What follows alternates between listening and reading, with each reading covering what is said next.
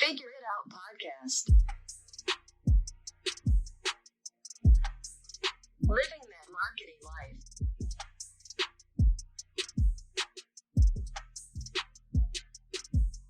Fuel marketing through education, inspiration, and motivation.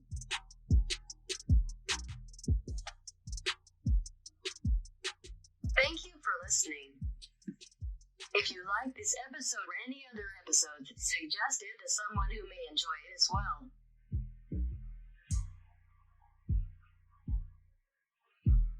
Here is your host, Frankie Enzi.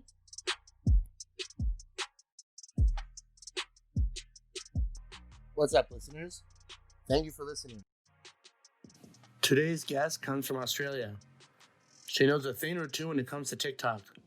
She's a content and social media marketing specialist. She has a passion for helping small businesses grow. She's the queen bee at Honeybee Social. Ladies and gentlemen, Clem Holman. Welcome to the Figure Out podcast, Clem. Thanks, Frank. I'm really happy to be here. And I have to say, I'm ticking off a huge thing off my bucket list. You know, this is the first podcast interview I've ever done. So thanks. Let's hope it's the first of many. Yeah, let's hope so. Yeah, I'm trying to remember when. I think it was maybe January or February. I found you on TikTok and followed your account. And then because TikTok is so wonderful, I ended up going to your Instagram. And I think that's how we kind of like connected mostly. Is that right? Yeah, I think that's what happened. I started my TikTok account, I think November, December, and then started getting really serious about it in January. And I think, that's where we connected and we started following each other. And then that led to Instagram. And then I saw one of your posts about podcasts. And I think I messaged you about it and then just threw it out there going, hey, if you want to interview somebody, I'm happy to do it. And yeah, it's great. We are. Yeah. So, but before we start, I did this on my last podcast.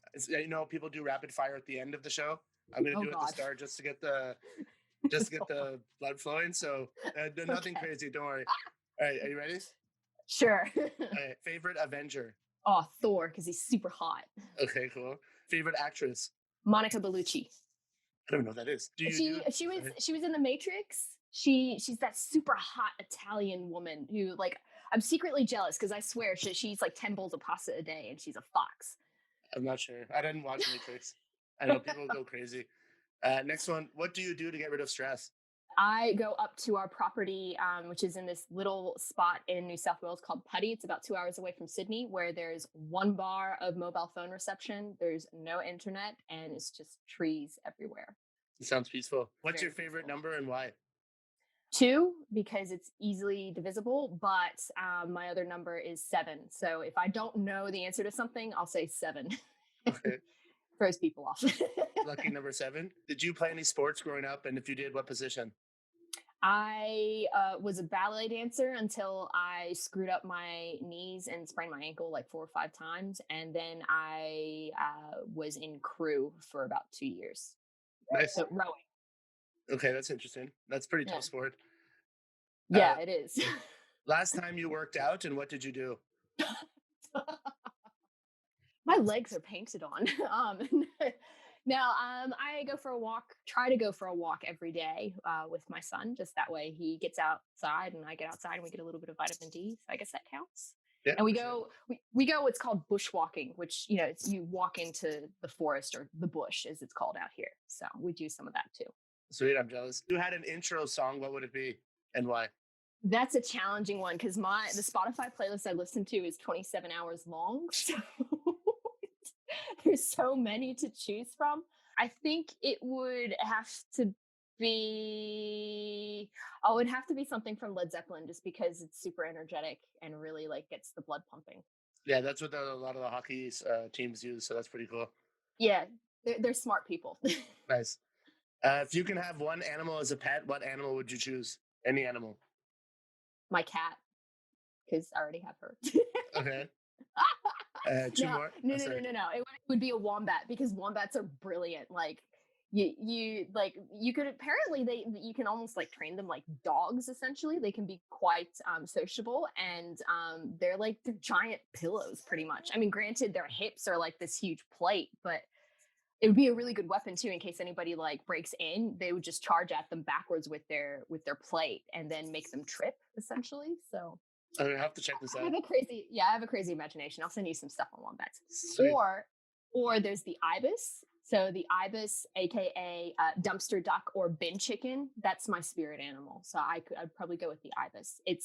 I'll send. You should look it up. It's this bird that looks like it's the cross between a hummingbird and a seagull, and they are like all over Sydney, and they just hang around dumpsters and just eat scraps and rubbish. It's People think they're hideous and that like they're the cockroaches of the city, but I'm like, no, look at them. They're a fascinating animal. That's pretty cool. I'd have to check that out. All right, last one. Favorite quote? Be a traveler, not a tourist, Ooh, I like it. by Anthony Bourdain.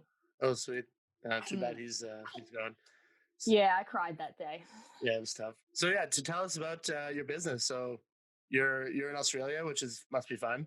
Yeah, it's a lot of fun. We've just gone through a heat wave, so it's cooled down a little bit, which is good. But run Honeybee Social, so we essentially want to help small and medium-sized businesses grow their hive and grow their community through social media and the content that they create and publish on their channels. I started the company about a little over 18 months ago, and it's really just grown and flourished ever since. It's awesome to hear. So how did you get into social media and marketing and like this type of field? I went to TAFE, which is it's pretty much like community college. Do you guys call it community college in Canada? Or, I don't know. I don't know. I'm too old. I'm done with those days. Yeah, so I went to TAFE. So pretty much to come into the country the second time I became a student. And so I went to TAFE for marketing and advertising. And this was before Facebook started their Facebook ads and Facebook for business. So I learned the theory of, I guess, marketing. So your personas, your SWOT analysis, and all that kind of stuff. And I just found it really interesting. And then a couple of years later is when I guess digital marketing really and social media marketing started to kind of gain traction. And my husband went in with a friend to start a smart home security business. And as with any small business, they have zero budget, and they were not social media savvy whatsoever. They weren't on Facebook. They had no idea what Instagram was or anything like that. And so I put my hand up going, well, I guess I'll build your website, and, I'll utilize the skills that I got from, doing this diploma at TAFE. So that's when I started diving into it. And it was a lot of YouTube videos, a lot of blog reading, and just getting stuck into it and building a website, building an organic following on Facebook and Instagram as well. And, trying to just get the name out there as much as possible. I was doing that pretty much as a side project and a side job. And I loved it so much that I went, no, I need to really hone in on these skills. But the only way that I'm going to be able to do that is if I find a job in that industry. And so I then found a job starting the online customer service or social media customer service team so I started that team there, and then a position opened up as their digital marketing specialist. So I went in and said, I think I'd be right for the job. And I got that, and, had been honing my skills in there. And eventually what started happening was contacts were asking me, little questions because they had their own little side business.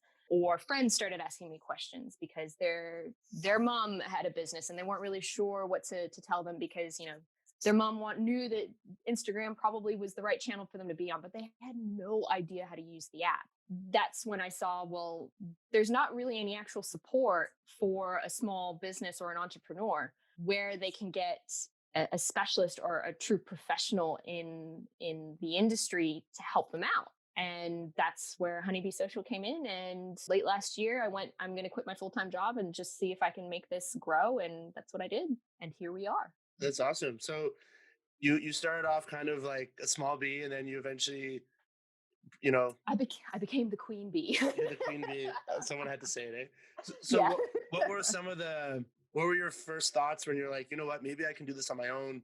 Maybe I don't need to have I can be my own boss. Like when did that really start to hit you and like that, you know what, I'm gonna have to make this move. And then what was that moment where it's like I'm doing it, then you like quit and like, okay, this is it now. So how did that come about? So I started realizing that when you work for large corporate entities, obviously you have a lot of stakeholders when it comes to your position, but then there's also sometimes there's a lot of office politics involved. I wasn't really I'm not like I'm looking after the best interests of the business. And then when some people might take it personally, or there's a lot of ends up like ending up juggling around and stuff like that, where I didn't feel valued. And I wanted to feel valued, and I wanted to find and work with people that did see that value. And what I saw was is that it was those small entrepreneurs and those small businesses that really appreciated, having that insight and getting that work done. Whereas sometimes with a large corporation, it can take months to do something, and then you miss the boat.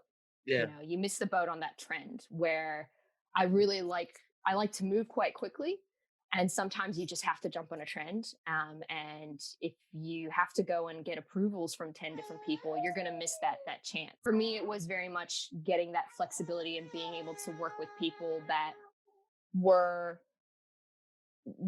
ready to pivot quickly, versus, well, we need to check with this person, we need to check with that person doesn't approve this, that person doesn't approve that, why don't we go back to the drawing board, that kind of thing. It's a long-winded answer, but No, I get what you're saying. It's nuts, right? Because like that type of business is like you got to be fast paced. You got to keep up with the trends, and then exactly. the people who are actually in the trenches, like let's go, let's move it, and then they're like, nah, we'll figure it out later. We'll think about it. Yeah, or sometimes it's also they're very afraid of reputation, whereas they might not realize that their main customer that they're going after wants to see them push the envelope. They want to see them have that common ground with them, instead of going, "Hey, we're here and we can do this for you." It's, "Hey, we are actually one of you. This is how we can relate to you." So, what were some of the big obstacles when you first started out on your own, Oh if there were God, any? what wasn't an obstacle? Setting up processes, definitely one, and then having the motivation to do things that you don't like doing. So like accounts. Like, I am not a maths person. I'm a creative person. So maths and accounting and all that stuff, it is not my forte. Like, if you ever spoke to my mom, she would tell you the story about how she put up a poster in front of my bed that said, "I love math." So that it was the last thing I'd see when I'd go to bed at night, and the first thing that I'd see when I'd wake up in the morning. I mean, luckily now I still know my multiplication tables, but it doesn't mean that I have to do that work there as well. So it was setting up those processes, and then also realizing you can't do everything. There's not enough hours in the day. If you don't know how to do something, or you don't have the time, find somebody who can. So, is that what you kind of did? You realized really quickly, like, I don't have time for this. I can't do it. I'll just outsource it. It I'm doing that a lot more now, especially with tasks that can take a while. So, hashtag research, for example, that can take a while if you want to be really, really thorough with it. Is when you've got a lot of strategies that are going on that you want to get created and stuff. That's the kind of thing that you can get a VA to do, or someone who is interested in starting in the digital marketing sector. That's one way of getting them to kind of start getting the idea of how hashtags work and such. So it's the stuff that takes a lot of time that I would outsource. And then stuff that I had no idea about, or that could be very manual, I found a platform that could. For example, like, using Zero or MYOB for your accounting, or finding a post scheduler that works, and unfortunately you might have to pay for it so that you can provide that service to your clients, but that's an investment in your business. So Yeah. it was finding those tools that could help and make my job easier. Yeah, I totally get what you're saying. So how do you approach clients who are like you see the potential, you see like, oh my god, you're this type of business, you have so much potential for your brand and social media marketing strategies, but they just don't get it. They're not taking action. Or like I had a friend, she has her own business, and I was like, I'll do everything for you. Just say yes. And she's like, I don't know. And then I was like, and then that's kind of my fault because I'm not selling it right, So like, Mm. how do you get across to people, like the potential clients, or like that aren't they're getting your imagination because they're just not as creative as you, or they're kind of shy with their marketing or stuff like that. Or they can't see the value in it because it's not something physical. That's a big challenge, and I've had to answer that question twice in the last month. What I say to them is, that's fine. If you don't see the value in that, that's all good. But obviously something's not working at the moment. Yeah. You're wondering why you're not getting followers and whatnot. But is followers really the answer that you need? Or is it that the current followers that you have aren't seeing you, or they don't really care? It's asking those questions and saying, okay, well, if your business goal is to grow, why are you only posting once a month? Yeah. Are you using that tool to the fullest potential? And then when you start going into, say, like explaining how algorithms work and how much work is actually involved pleasing those algorithms, sometimes then they start to see going, oh, okay, all right, maybe I'm not cut out for this, or not necessarily cut out for it, but maybe I don't have the time to do it. And I do need somebody who's on top of it. But at the same time, if someone does not convince that social actually works and stuff, maybe they just aren't the right client to work with. Yeah, it's a good point. As digital marketers, you would understand it is a collaborative effort. It's not just one person's job. It is many people involved from the point of strategy to creating a piece of content, to putting it on the blog, to ads, to putting it on social, emails, yada, yada, yada. So it's trying to show that it's not just one person's entity. It is its own beast and machine in itself within the business. It's nuts, right? Because like there's just so many pieces. Yes. You know what I mean? And it's like, oh man, like you're like, where is the time, And that's why, like, on there was a TikTok that I've just done, and it was, No Nuance November was a bit of a trend on TikTok, and it was saying the truth that anybody who says that they're an expert digital marketer is almost a master of none. There's so many facets of digital marketing. You cannot be an expert at every single one. Yeah. Some people are experts at Google Ads, other people are experts at social media, and even then some of them are experts in just one channel as well. It's an abyss. It's an abyss and a behemoth of a process in itself. It's nuts. It's like this, like a huge umbrella and everything underneath. Yeah, exactly. So yeah, you brought up TikTok. So like that's where we met. So like it's still kind of new in Canada, I guess. Like I don't see a lot of businesses using it as much as I think they should. So what's your take on TikTok? How has it helped you, and how do you use it for your clients? It's interesting. So how I use it for my own business, I am now getting extremely serious about it, where I post at least 3-4 times a week. I've managed to maybe even get it up to every day in the last week, but it is the best social channel out there for reach and brand awareness. It's to the point now that 10% of my traffic on my website is coming from TikTok. I've managed to grow my email list, I think, by about 250% because of TikTok, and because of just helping people out and showing my strength, which was, social media in general. But it's funny because it still takes a lot of convincing, at least here in Australia, to convince a business to get onto TikTok. Clients that really do trust me and that, for example, have an e-commerce business, it's perfect for them. Service-based businesses is still a bit of a challenge, and they're still a bit skeptical, thinking, this is still for 12-year-olds. I'm like, no, actually, just go and search "mums on TikTok," and there you go. You've got millions of views on just that one hashtag. So for some of my clients, they've seen the perk. It's just another social media channel, and it's another way to reach out to people, and they're having a lot of fun with it too. Other businesses, they can see the value in it, but they're not ready to take that step just yet. Once they can get some of their other social media channels down pat and be consistent, then they're like, yeah, well, definitely after that, we'll be looking at TikTok. You use TikTok for like the top of the funnel pretty much, right? And then to get people down. How is it so beneficial? Why did Instagram and Facebook and the other apps take so long? You know what I mean? To get to, they all copied it now.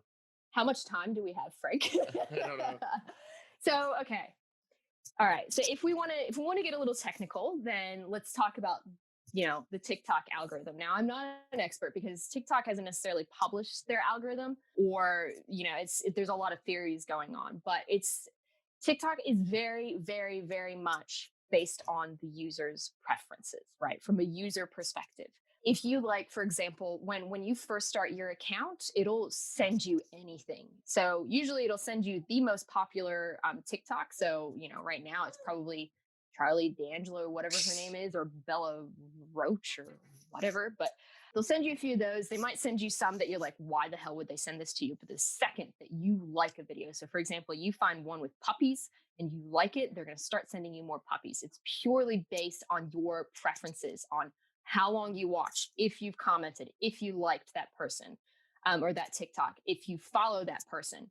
But from a creator perspective, this is where I find it to be very interesting, where there's a theory going around that from a creator perspective, the algorithm's almost based on gambling addiction.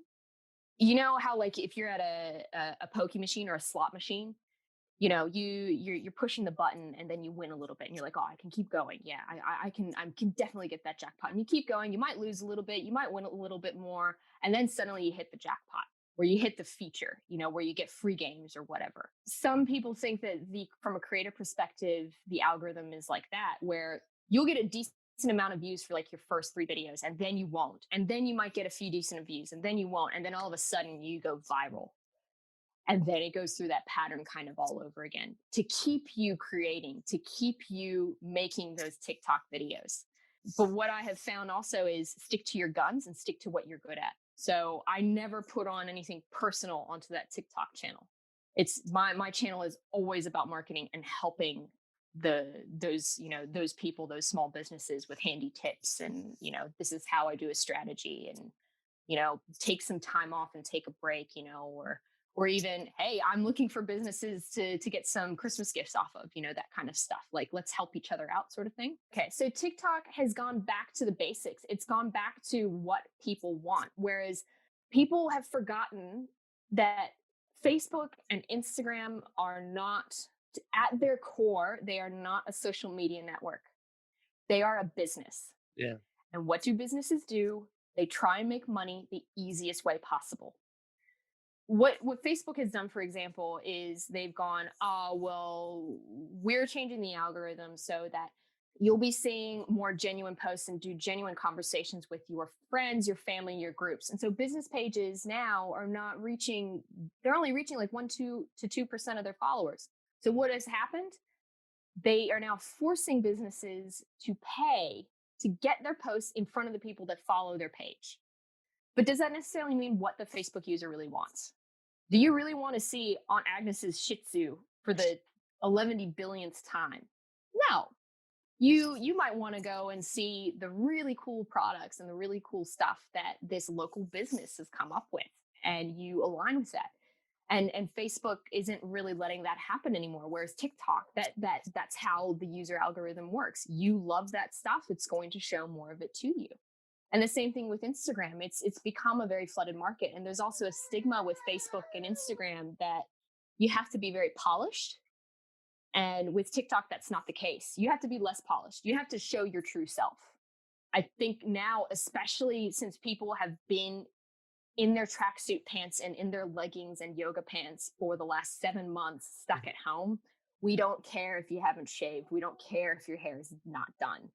It's show us like how you play air guitar to Led Zeppelin, for example, on TikTok. What do you enjoy most about your day, and what are the things that are going on around you, that kind of thing. So TikTok has just brought it all back to being genuine and being yourself, instead of being the brand or forcing you to pay in order to get your stuff in front of the people that like you. Yeah, it's so true, because Facebook's definitely a pay-to-play type of app, Yes. social media app. And then TikTok is cool because, like you said, it's like you have to show your human side, and that's what I'm really big on now. Is like branding. It's all about humanizing your brand, and I think TikTok is great for that.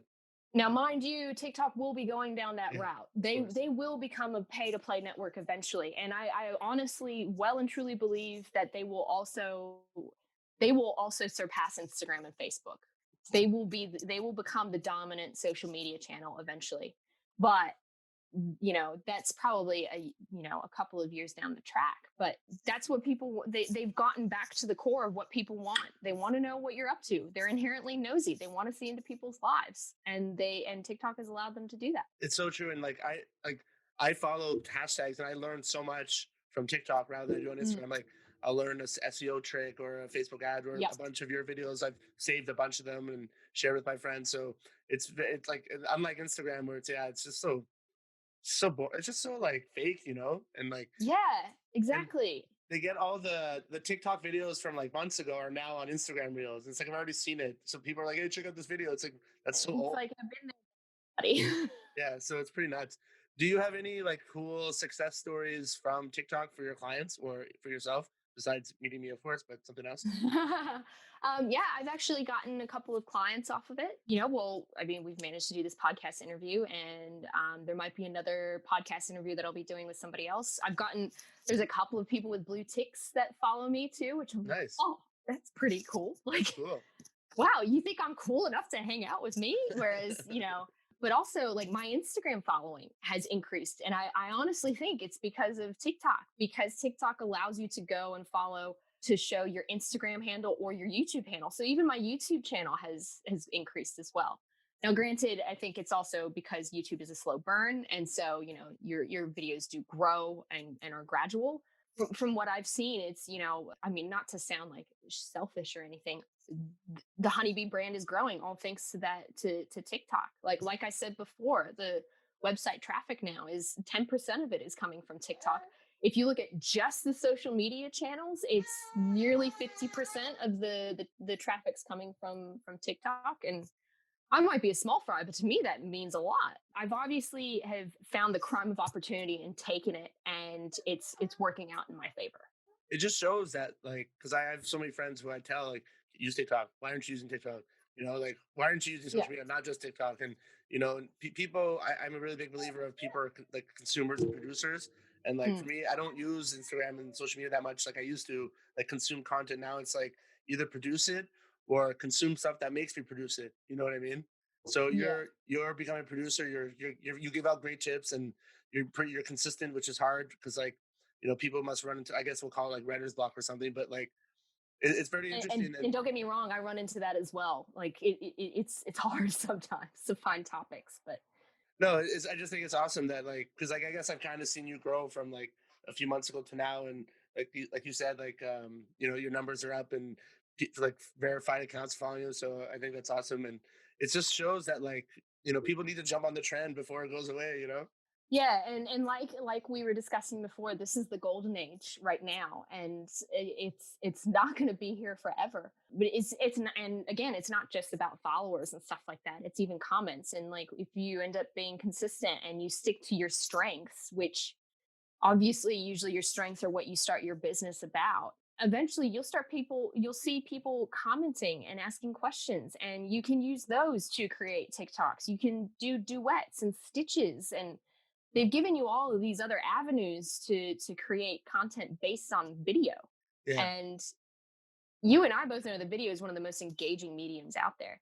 You almost sometimes don't have an excuse to get writer's block, but you're able to find inspiration everywhere, I think, on TikTok.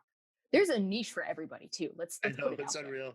It's so unreal. It's nuts. Kind of steer away from TikTok. Like you wrote your own ebook about Facebook ads. Can you tell us a little bit about that?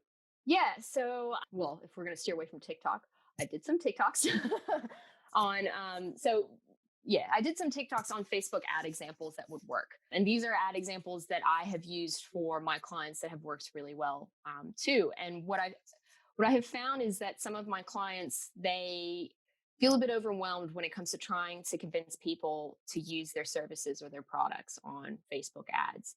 And these are essentially templates that you can use and give you an idea on what your ads copy or the text in your ad could be about, and then a couple of handy tips on what to do, what not to do, and how to make your ad shine a little bit. It's pretty much just making it easier for people that do have writer's block or where writing isn't necessarily their forte. I think it was your video. There's just so many videos I can't remember, but Someone said that you shouldn't put the word "you" in the Facebook ads. Yes. Okay. So we're back on the topic of TikTok. Okay. It's inevitable. We're just going to come back to this topic. There's a TikToker named Cool Great Thanks. He's a copywriter. I think he's here in Sydney. I'm not sure. Maybe he'll respond to this podcast and say where he is. But he said that someone had asked him that whether it's true if using the word "you" in your ads copy will actually damage your ad, or Facebook won't feed it to as many people. I did a very small test and I said, look, I'll do a very small test on my own account and see if that's true. And I'm talking like an incredibly small test. Like I think I only spent maybe $10 a day and did it for 3-4 days. And what we found was that, yes, it was that having the word "you" in your ads copy could hinder your ad. Now, as a true scientist would say, you need to do multiple trials in order to prove the theory. So I've only done one, and also with Facebook, when you come to testing, if you put like a decent amount of spend, then obviously your data is going to be a lot more robust. So if you're putting in $100, that's a good amount to do a test. So if you put the word in "you," for them, they say that almost the viewer of the ad will then realize how much Facebook actually knows about them and will get turned off of the channel. So it's pretty much for Facebook's own selfish gain that they are trying to encourage people not to use the word "you." It's crazy, right? Because like we kind of know. I don't want to say call them evil, but we kind of know what Facebook's deal is, right? But some people like don't even have no idea. Like they wouldn't do Yeah, that. Why would well, they? I mean, think about it. When you like I mentioned to you about my son, we're not putting him on social media. We have no photos of him on social media. Because you don't actually know who's looking at your page and who's looking at so you don't actually know who's looking at your page and who's looking at your content. But at the same time, no one reads the terms and conditions when they sign up to these channels. It's true. They can, on Facebook's terms and conditions, they can use any content you put out on their channel or on Instagram. They own it. And therefore, they can use it for their own marketing purposes and never ask you for permission. Do you really want your child to be used in a Facebook advertisement? It's true. Yeah, it's a mess. It's that kind of stuff. So it's funny that people go, yeah, I'm totally against personal data, but they never go and turn off their cookies, or they never go and wipe their cache. So that's a bit of a frustrating point to me. They might say that they're all for this and whatnot, but people are inherently lazy. They're not going to go and stop it from happening. How do you balance like all the different platforms for your business and the clients? Like how much do you focus on Facebook, YouTube, Instagram? You mentioned earlier LinkedIn. Do you want to touch a bit on LinkedIn? Because that's kind of blowing up now. Yep. Yeah. So obviously LinkedIn is blowing up because, everyone has been in lockdown. There are several people that are unemployed and whatnot. LinkedIn has become very much not just a networking resource. Quite a few people a few years ago were pretty much thinking not Facebook, but LinkedIn is Facebook for businesses. And granted, admittedly, I thought the same thing as well. But now they're using it to find answers to their problems. Millennials now, I think it's Gartner that came out with a study that said that millennials use social media as their search engine versus using Google. Guilty. Yes. See, there you go. And so, I even use LinkedIn now to find social media tools or time-saving tips or, based on a particular subject and what have you. But it's even LinkedIn is blowing up to that point where people are showing a little bit of their personality and they're showing their work struggles or their employment struggles, but showing employee empowerment as well. It's becoming a little bit more people oriented versus business oriented, because that's in the end what we relate to. We relate to people. We don't, you don't do business with business. You do business with people at a business. Yeah, it's still people in the end. It's still people in the end. So, so LinkedIn is a really good channel for B2B. I wish there were more small businesses on there, especially like we have people, tradies or tradesmen, like Aussies love to shrink every single word in the book. But, tradies should be on LinkedIn. You think about it, your clientele, especially if you say you do work for apartment buildings, for example, the strata management, the body corporate, the person who runs the building, that company is not on Facebook and they're not looking around on Facebook to find a plumber. You instead of instead of cold calling or, spending a lot of your heavy time networking, start putting out content on how you can help apartment buildings, and those companies that do property maintenance. Start putting out content there and start finding them and leveraging your network off of LinkedIn. But to come back to your question about how I juggle all of these channels for my clients, it's a post scheduler. Find a good post scheduling platform that can do as many of those platforms as possible and those channels as possible, and that have a calendar view, but then also can help you manage comments and manage the online community on there. So what do you use? Hootsuite or Buffer or No, I use one called Loomly. Loomly? Okay, I haven't heard of it. Yes. Yeah. So they're a bit of an underdog and new to the post scheduling game. But what I found was a lot of the features that they had were close to Sprout Social. So Sprout Social, you can consider the cream of the crop sort of thing. That can be like $150 a month for one license. I think somewhere around that range, but that's 150 AUD as well. So everything's a little bit more expensive when you convert to Australian dollars. But Loomly we can do an annual cost, and it's, it was relatively affordable. And I liked the way you could change from calendar view. You could have collaborators, you could have clients as well, have a login so they can go and approve posts so that you can schedule them. They do Facebook, Instagram, LinkedIn, Google My Business, TikTok, and YouTube. Oh, wow. Yeah. That's pretty good. Yeah, it's pretty good. And the customer service is pretty good too. Like, their web chat's great and they answer really promptly if you have a problem. So, anytime I find a bug or something in what they do, I send it to them and, they're like, cool, we'll put it in the log. It's good to know because I actually had a horrible experience with Hootsuite, but we're not here. Hootsuite's a dinosaur, I think, now when it comes to post scheduling. I mean, no offense to any Hootsuite employees that are out there listening to this. If when I do recommend to small businesses when they're looking for post schedule that's free, I tell them your option is either Later, pretty good, and they're a little bit more robust than Hootsuite. But Hootsuite's still pretty decent if you're looking for one for free, because they do up to 3 channels, I think, for free. But they don't have Instagram. They do. Oh, they have it now? Okay, when I had them, they didn't have Instagram. But there's no post scheduler where you can schedule and directly publish stories. Yeah, so you can now directly publish for business accounts, I think, on Hootsuite, but personal accounts and creator accounts, you can't. You can't save hashtag collections on there, which was another big thing for me, was which hashtag collections, which Loomly can do. I think it was also like some of the editing features, like putting that content up there for like each channel, because they've got different spec sizes for content. That was a little bit difficult as well. It's pretty decent if you're going to be doing like 1 or 2 pieces of content and, they're on 1 or 2 channels and you want to use Hootsuite and it's very simple. But if you need something more robust and you want to use something for free or you're strapped for cash, then Later is probably a better option. I think they're Canadian, so support. Yeah. Yes, we will support the other country in the Commonwealth. Yeah. Oh, there you go. There's the shout out. I kind of want to go back to what you said about LinkedIn, about the hand. What do you call it? Tradies? So tradesmen, but tradee. Yeah. IES. One of my buddies, he has a waste management company, and I keep trying to tell him like social media ads, and he's like, no. I'm like, okay, whatever. And then we were having dinner one night, and he was like, you know what? I don't want to find residential. I want to find project managers. I'm going to go on Google and search one by one. And I literally grabbed my phone, went on LinkedIn, typed in property managers, like the city that I'm in, and showed him. And I was like 10 people. He's like, how did you do that? I'm like, LinkedIn, bro. It's so funny because I actually worked for waste management as well, that in a past life here. Yeah, I mean, construction is their bread and butter, really, Yeah.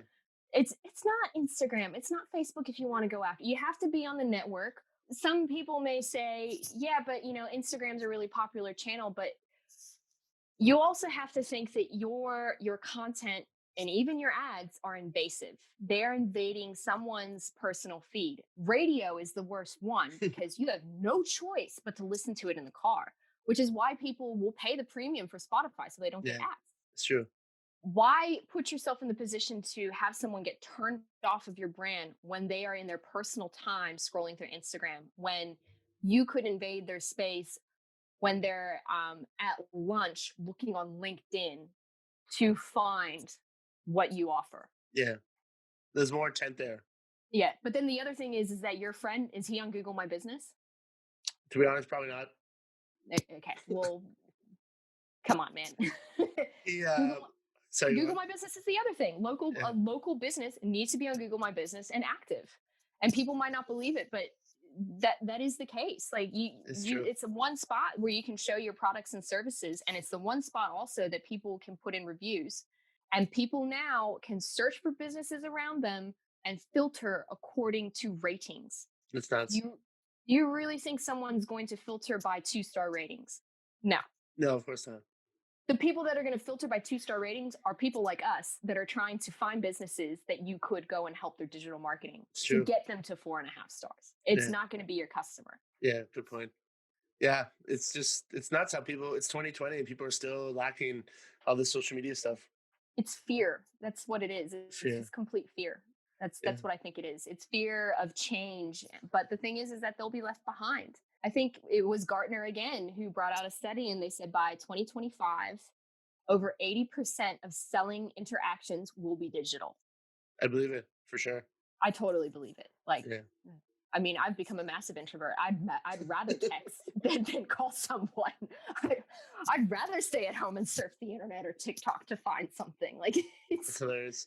So, kind of heading before we head on to the next section, what would be your final takeaways for social media marketing and social media management for small businesses or someone trying to get into the industry like you have? oh, that's a tough question for small businesses. I'd say getting the right tools for you is a time saver, and it'll help you be able to concentrate on other items. The key is also not to be on every single channel. Start small, start on one or two. And I'm not saying start on Facebook at all. I mean, if you were going to start on any channel, I'd probably start on Instagram and Google My Business. Start small so that you can create consistency and then graduate to another channel. Don't think that you have to do everything all at once. Yeah. And then for anyone who wants to get into the industry, if you're in uni, go and study something else other than digital marketing. Go and study something that you are not great at. So, for example, like accounting or business. But if your passion is that digital marketing and social media, you got to love to learn. Go to as many webinars as you can. Sign up to as many blogs that are useful, like, Social Media Today, or is it Impact has a newsletter called The Latest, which is really good. The Drum for creative types, that's a really good newsletter to be a part of. There's Aleda Solis. She's one of the top SEO people in the world, I think. She's got a brilliant newsletter. But always, always, always be learning. But go, and especially if you want to go into business, go and study something that you're not necessarily great at, so that you've got a rough idea on what you need to be doing so that you can be successful. I never heard that one before. That's a good one. You heard it first here. Yeah, that's awesome. On Frank's podcast. Yeah, figure it out. So yeah, I kind of wanted to ask you about your mindset. So like, I know you don't like the word entrepreneur, but you're hardworking, you're solo. So like, what drives you? What motivates you? Oh, another tough question. So, okay, let's go back. I'm not a fan of entrepreneur, but I'm also not a fan of expert, because I feel like expert, if you say that someone's an expert, they've learned absolutely everything there is to know about that particular topic, which is impossible to do for anything that's digital marketing involved. So digital marketing expert, I don't think actually exists. Anyway, I digress. What was your question? So like more about your mindset, like your mentality. My mindset, why I'm doing what I'm doing, is, I want to build something that my family's proud of. And, I mean, that's of course, that's already the case, but it's also, there are way too many small businesses out there that need a leg up, whether that's an hour of time to just pick somebody's brain, or someone to actually manage that kind of stuff. I want to be able to help them, because like honeybees, they're such an integral part of any culture and any community and the economy as well. If they don't succeed, the big conglomerates out there are going to end up taking over. And, that's not necessarily fun. I like choice. I like being able to pick out of 10 different small businesses versus one or two big industries, Yeah, so I think that's what I do from my mindset. It's like they need somebody out there that's helping them out and that's willing to listen to them and be patient with them and be there for them and be their support, be their beekeeper. No, I like what you're saying because it's like you're being empathetical, you're being caring. You know, you're trying to help the little guys. So not all heroes wear capes. Yeah, and I mean, like, yeah, and some people will go, well, there's no money in the small business sector. It's there are small to medium businesses out there that are willing to pay to have a social media specialist on their side. It's there, and if they can't afford it, there's always training and coaching and tutoring. Like I provide tutoring to people, so you get an hour, and I give you homework. I mean, if you want to be more hands-on on your business and be there and create your own strategy, but you have no idea how to do it, how are you going to figure it out? You got to go find somebody who knows how to do it and who's willing to explain it and work with you. I think people think that the whole mentor coaching strategy is like, oh, it's too expensive. It's like I would gladly pay someone $100 if that was, for an hour. It's like buying them like 5 beers or whatever. It's like It's exactly it. It's yeah, it's 5 beers at the pub, like, yeah, or it's buying them dinner. But yeah, you're learning so much that could potentially bring you a few grand into your business, exactly. or actually give you that mindset that finally the fog clears and you know exactly what you need to do. And it's like you have this one investment dinner or whatever, or the meeting, and then yeah, like you said, you make more money. Like why not? And more to the point, it's a business expense. Like Yeah. you can take it off in taxes in the long term. Yeah, it's true. So it's interesting. No, I like those points, and it's good that you're providing coaching because like a lot of people are like I'm not going to teach them. I don't have patience for that. And you said you had patience, and I used to Yeah. be I used to be a teacher and a coach. So like patience is super key, and that especially when you're dealing with people when there's a lot to learn, like you said earlier about digital marketing Yeah. and social media. So it's I it's mean, great like to. I've got a client who that's what she prefers to do. She prefers to do tutoring sessions, and she came to me through a mutual contact, and she just went, Clem, I really just want to know how to use Instagram. I've got the app, but I don't think I'm using it to its full potential, and I'm not really sure if I'm using it correctly in the first place. And it was, well, I could ask my son, but even before, she started paying for sessions, I went to lunch with her and I went, right, okay, so this is Instagram stories. This is the concept of Instagram stories. Here's what you can do here. And then she's like, I have been wondering how to use Instagram stories and how to add another story when you've already got a story for so long. Like, there's some people out there that know that they need that education, but the best way for them to absorb information is having somebody there teaching them. Yeah, It's for not sure. through a webinar. It's not through a video package that you spend $800 on. It's having a tutor. It might sound old school to some, but unfortunately that's just how some people learn. And I mean, granted, like there's some things, like if you show me something mechanical, you need to actually show me and teach me how to use it. I'm not going to watch a YouTube video on how to do it. Yeah, you gotta. What is it called? H squared. So like in your head, in your heart, through your hands. Yes, exactly. Yeah. Exactly. Kind of before we head off, like what would be your big like takeaway for just like business mostly and like people people just trying to adapt to what's happening going forward with social media. Social media and digital marketing in general is a long and hard game. It is, and I'm talking a long game. There's a misconception that because it's digital, it's instantaneous, and that's not the case. I mean, yeah, granted, TikTok might have changed that theory a little bit where you can go viral with just one video and that's it. But to really get a following and to make an impact, it is a long game where it involves work. Keep at it, figure it out. There you go. I love it. I mean, yeah, you've got to figure it out. If something's not working, then see if trying it a little bit differently is going to work. And be there for your customer. Your business in the end is its whole purpose. It's not about you. It's about your customer and providing something for your customer or your client. It's totally true. Totally true. It's like it's not about you. It's about it. No, It's like it's yeah, like your business is your baby, essentially. yeah. It's the same thing with your pet. It's your fur baby. A baby or a pet, the number one thing that your responsibility is to make sure they don't die. The same thing is with your business. I mean, it sounds morbid, but that is your absolute main objective, is to help them thrive and Yeah. survive.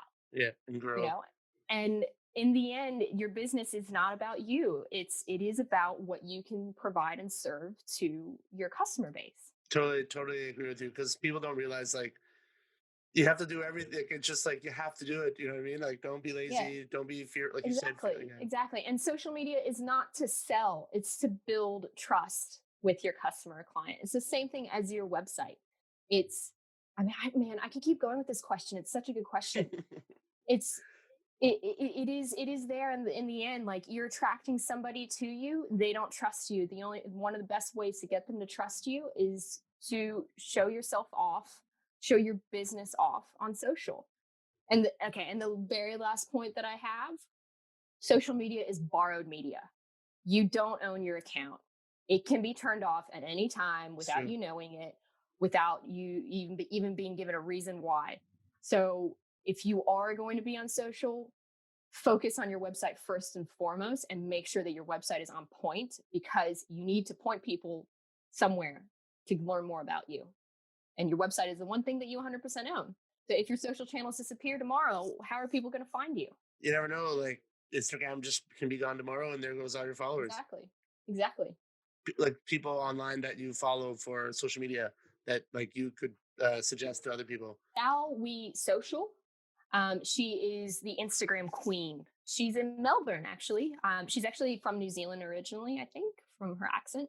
But she's really, really helpful. Like, I've messaged her a few times and we've had a couple of conversations, but she's really great on Instagram, obviously. And she's got some great courses out there on Instagram about Instagram Reels and how to use them and such.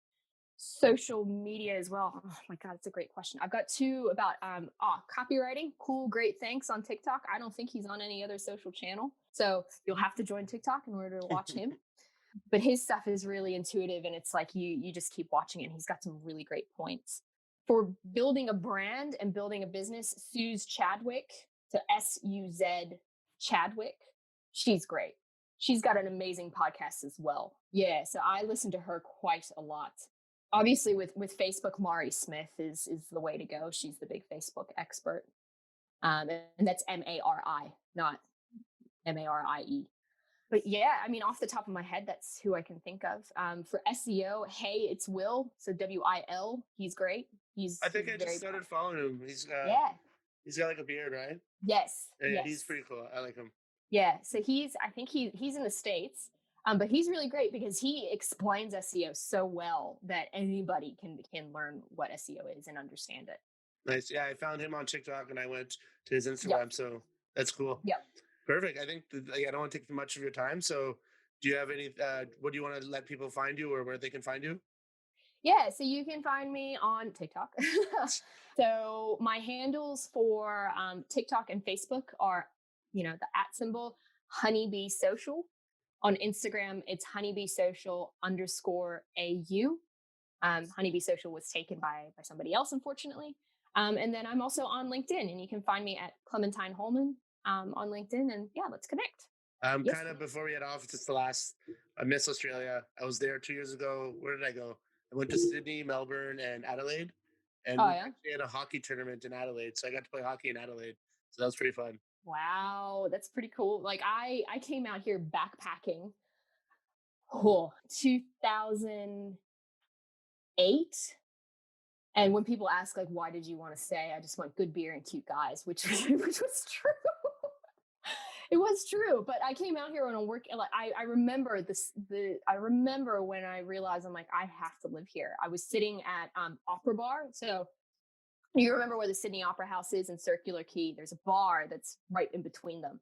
You've got the Sydney Opera House on your right. You've got the Harbor Bridge on your left. And, I was with a really good friend of mine, and I was like, this is freaking paradise. Like, this is awesome, And I just looked down, I'm like, I'm going to move here in about 6 months, I think. And he's like, yeah, okay, whatever. Let's have another beer, And 6 months later, I came out. And I met my husband on a blind date, and, and the rest is history. I mean, yeah.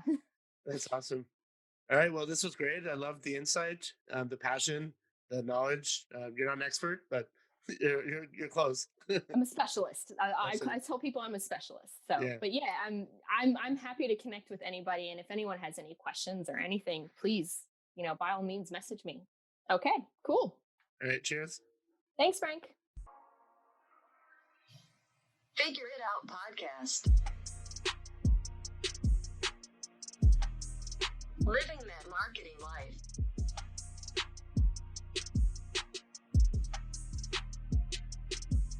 Fuel marketing through education, inspiration, and motivation.